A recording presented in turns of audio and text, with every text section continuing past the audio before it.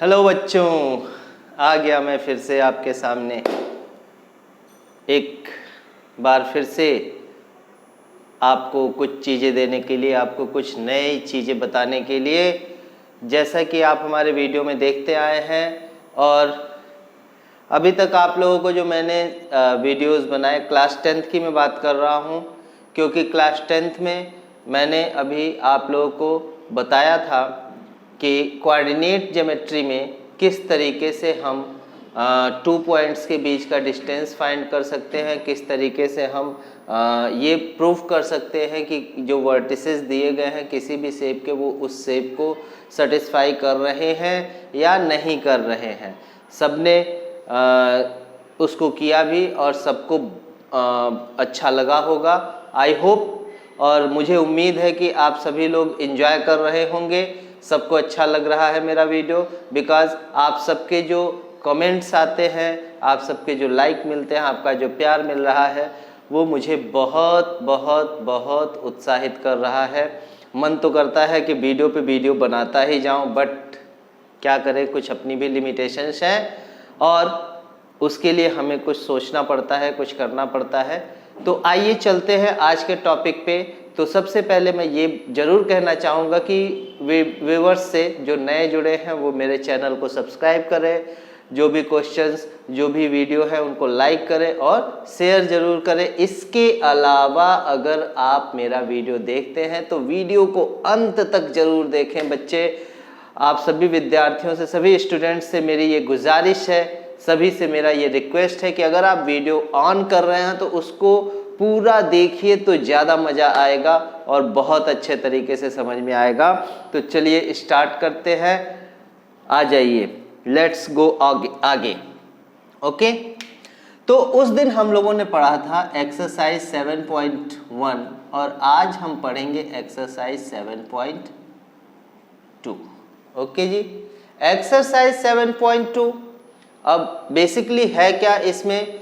Actual में हमने जो कोऑर्डिनेट के बारे में पढ़ा था उसमें हमने सेक्शन फार्मूला समझा था। मैंने बेसिक कॉन्सेप्ट में इसके बताया था कि सेक्शन फार्मूला क्या होता है और सेक्शन फार्मूला से हम किस तरीके से सेक्शन को डिफाइन कर सकते हैं।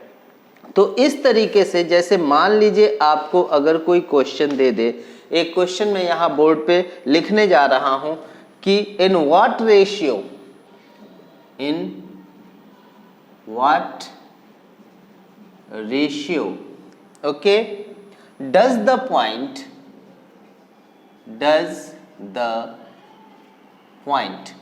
क्या है भाई, वो भी देख लेते हैं। पॉइंट -46, ओके जी। सेकेंड पॉइंट है डिवाइड द line segment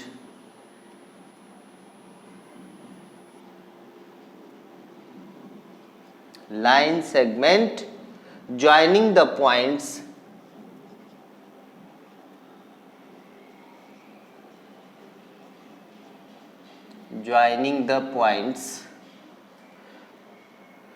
-610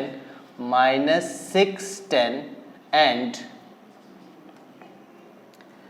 ये A है, A एंड B, दूसरा B पॉइंट है 3-8। नाउ यहाँ पर अपने को समझना है कि यहाँ पे आपको रेशियो फाइंड करना है। What is given here? Given here यहाँ पर दिया क्या है कि आपको 2 पॉइंट्स दिए हैं A एंड B। ओके जी, समझ में आ रहा है? A और B दिया हुआ है और उसको कोई पॉइंट जो है यहाँ पे A और B आपने ऐसे लिख लिया। यहाँ पे कोई पॉइंट P है जो -4 एंड 6 है, जो A और B को M एंड N रेशियो में डिवाइड कर रहा है। तो A को आप मान लेंगे -610 और B को आपको दिया हुआ है, B इज गिवन 3-8। ओके जी, अब हम चलते हैं फार्मूले की ओर। तो सेक्शन फार्मूला जो मैंने आपको बताया था, उस सेक्शन फार्मूले की ओर अगर हम बढ़े तो सेक्शन फार्मूला हमारा क्या कहता है कि m, अब इसको हम x1 y1 मानते हैं, इसको x2 y2 सपोज करते हैं, कंसीडर कर लेते हैं, और ये कंसीडर किया जाता है कि pxy जो कोऑर्डिनेट सेक्शन होने के बाद जो कोऑर्डिनेट मिल रहे हैं पॉइंट P के वो है, बट आपको रेशियो नहीं पता है कि रेशियो क्या होने वाला है यहाँ पे, वो आपको फाइंड आउट करना है। ओके, चलिए तो आते हैं यहाँ पे क्या हो जाएगा कि हमारा रेशियो का फार्मूला होता है mx2 plus nx1 upon m plus n और my2 plus ny1 upon m plus n। ये जो है किसके बराबर होगा, ये सभी आप लोग समझ सकते हैं, ये होता है pxy के इक्वल। ओके जी, now putting the value pxy अपने पास -4 और 6 है, -4 and 6। ओके जी, m की वैल्यू आपके पास है नहीं, then m as it is m रह जाएगा, but x2 is 3 plus n we have no any idea about n, then x1 is -6 upon m plus n.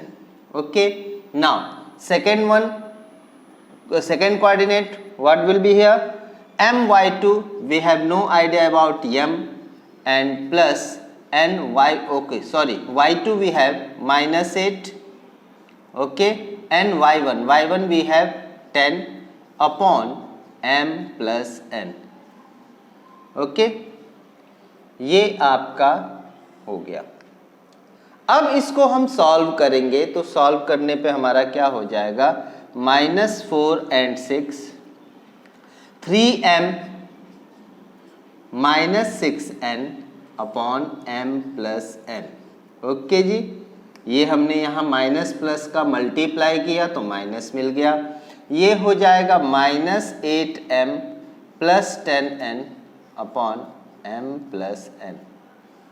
Okay, I hope you understand what I did here.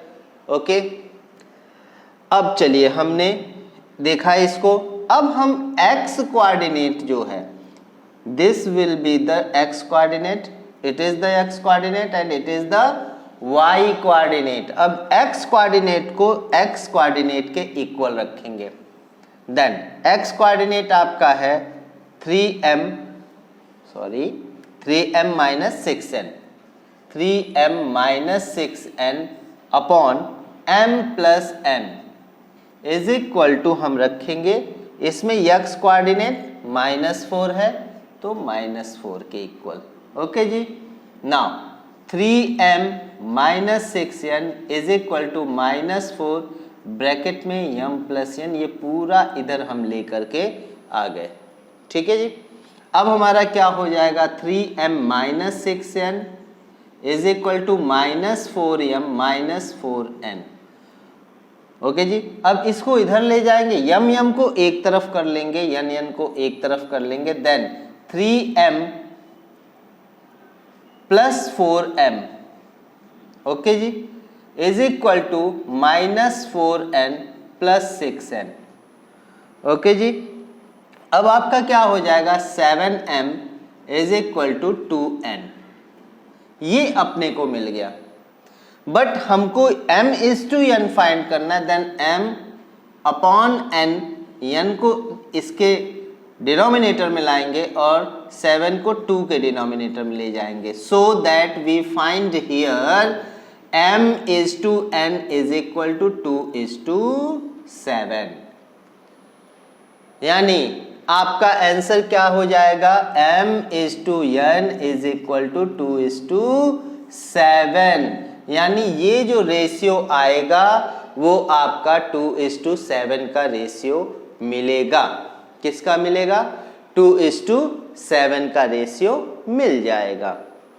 तो समझ में आ गया, बहुत easy, बहुत ही easy way में। अब आपके मन में ये क्वेश्चन जरूर आ रहा होगा कि सर आपने केवल x को ही क्यों लिया, y को क्यों नहीं लिया। आप देख लीजिए y को लेकर के भी यही मिलने वाला है। ओके, सो अगर आपको एक से ही मिल जा रहा है तो दोनों ले करके करने की आवश्यकता क्या है? There is no need to do both solution. Only one solution can give the answer. Okay, केवल एक सॉल्यूशन आपका जो x वाला कोऑर्डिनेट लेकर के आप m और n का अगर वैल्यू फाइंड कर सकते हैं तो कोई ज़रूरत नहीं है कि आप दूसरे को लेकर के भी फाइंड करें, क्योंकि पहले और दूसरे से रेशियो नहीं बदलेगा, रेशियो सेम रहेगा। एज इट इज जो रेशियो पहले आपका आया है x के साथ, वही रेशियो y के साथ आएगा। इसमें कोई बहुत बड़ी लॉजिक नहीं है, इसमें बहुत बड़ी कोई बात नहीं है कि आप 2 बार करेंगे, ठीक है, और बहुत ज़्यादा 2 बार करने की ज़रूरत नहीं है यहाँ पे। समझ में आ गया? तो अगर समझ में आ गया बच्चे आप सभी लोगों को, तो please hit the like button, don't forget to hit the like button and subscribe my channel best maths classes by Umesh sir.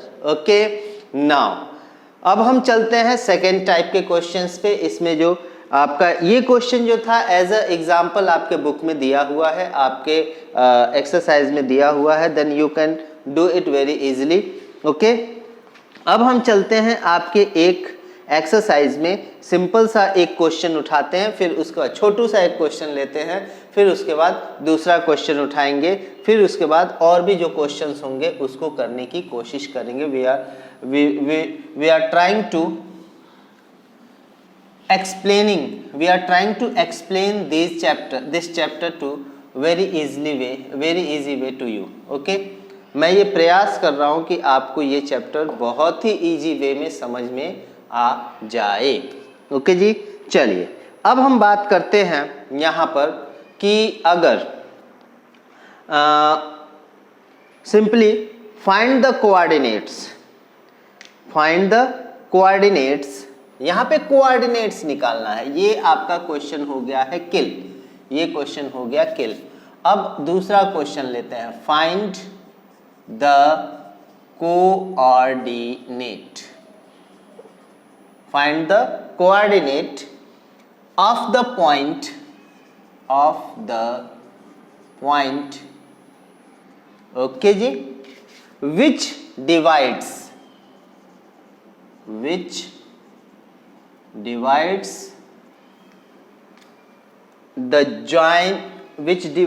the join of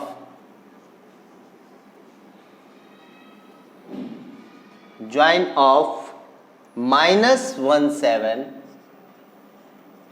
एक पॉइंट ये है -17 and 4 - 3 in the ratio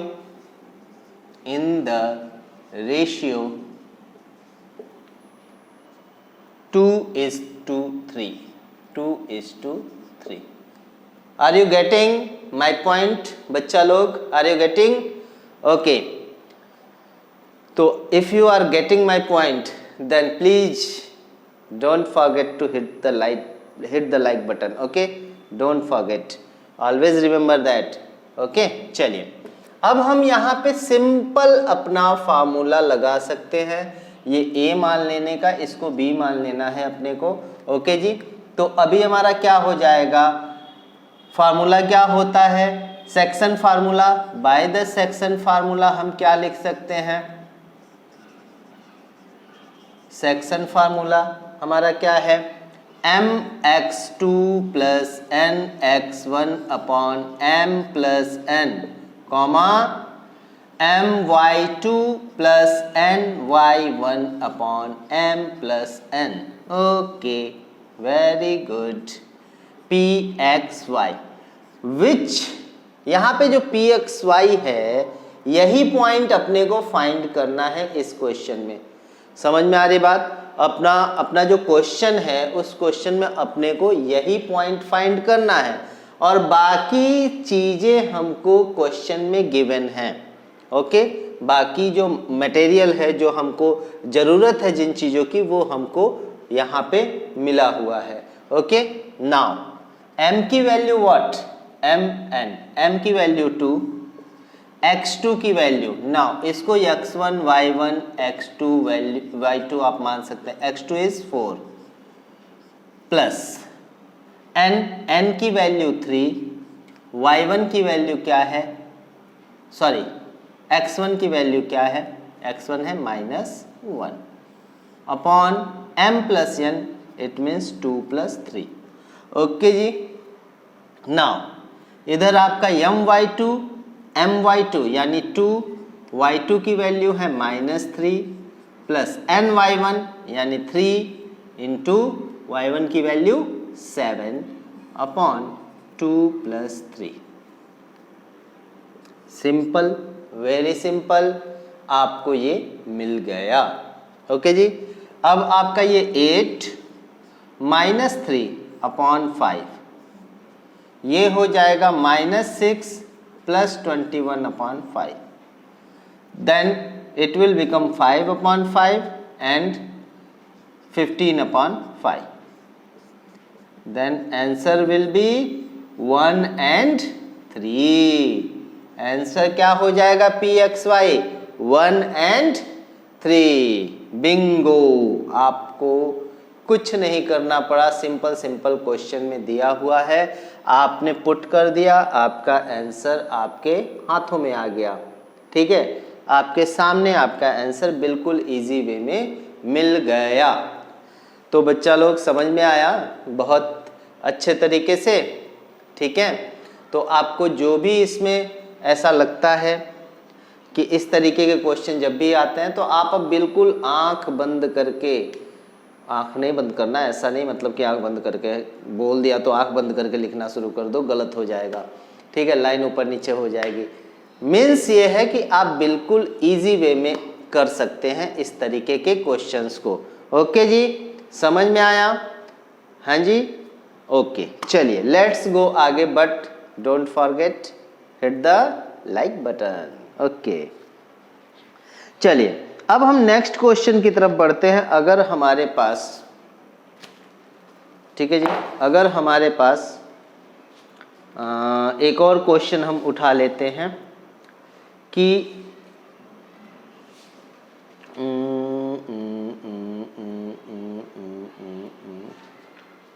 okay okay, find the ratio.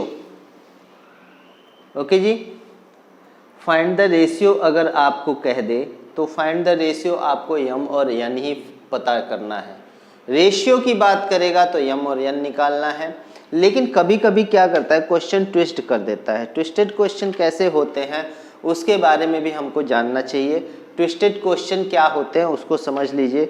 जैसे कभी कभी क्या करता है कि क्वेश्चन को जो है घुमा देता है, बोलता है कि ट्राई सेक्शन में है या 4 इक्वल पार्ट्स में है या फिर आपका जो है 5 इक्वल पार्ट्स में है। तो ऐसी कंडीशन में आप क्या करोगे और कैसे उस क्वेश्चन को सॉल्व करोगे वो भी मैं आपको बताने की कोशिश कर रहा हूँ। वो भी आप समझ सकते हैं बहुत ही इजी वे में। ओके जी, तो कैसे करेंगे उसको भी समझने की ज़रूरत है। चलिए उसको भी समझ लेते हैं, हमारा क्या हो जाएगा। तो उसके लिए जैसे मान लीजिए अगर आपको कोई क्वेश्चन दिया है, यहाँ पे मैं मिटा देता हूँ इसको। ठीक है जी, अगर आपको कहा जाए कि the line segment, given a line segment which A and B, okay जी, and it divides in 3 equal parts. कितने पार्ट्स में? 3 इक्वल पार्ट्स में। Then P, then Q and ये B। एक हो गया आपका AP, एक हो गया PQ एंड एक पार्ट हो गया BQ और QB भी हम लिख सकते हैं। तो देखिए जब भी हम यम और यन को लेने की कंडीशन में हैं, अगर हमको यम और यन लेना है तो ऐसी कंडीशन में हमको अपने माइंड को ये दिखाना होगा, ये समझाना होगा, अपने आप को मेंटली प्रिपेयर करना होगा कि अगर ये 3 पार्ट हैं तो अगर हम AP और PB को लेते हैं, मीन्स अगर डिवाइड हो रहा है पहले AP और PB में, पहले किस में डिवाइड हो रहा है? AP और PB में। Then AP and PB are 2 parts of line segment। Okay जी, जब ये AP और PB जो है 2 पार्ट्स बन गए तो इसके लिए आपको इसका कोई पॉइंट दे दिया 3, 4 और इसका दे दिया 8 नहीं 5 और 2। ओके जी। अब आपको रेशियो फाइंड करना है जी। तो रेशियो फाइंड करना है, find the ratio on which it is मतलब ये P का पॉइंट फाइंड करना है, कोऑर्डिनेट फाइंड करना है, find the coordinate of P। यहाँ पे यम और यन को लेकर के कंफ्यूजन है कि यम और यन हम क्या कंसीडर करेंगे, क्या सपोज करेंगे, इसके बारे में थोड़ी सी अपने को दिक्कत हो रही है। तो वो दिक्कत को एकदम सॉर्ट कर लीजिए, क्योंकि यहाँ पे हियर इट इज 1 एंड ये टोटल पार्ट जो है ये 2 पार्ट है। तो रेशियो आपका यहाँ पे मिल गया कि m इज इक्वल टू 1 लेना है and n is equal to 2 suppose करना है। ओके जी, आपका क्वेश्चन हो गया क्लियर। ओके, अब आप इस क्वेश्चन को बिल्कुल इजी वे में लगा सकते हैं। क्यों?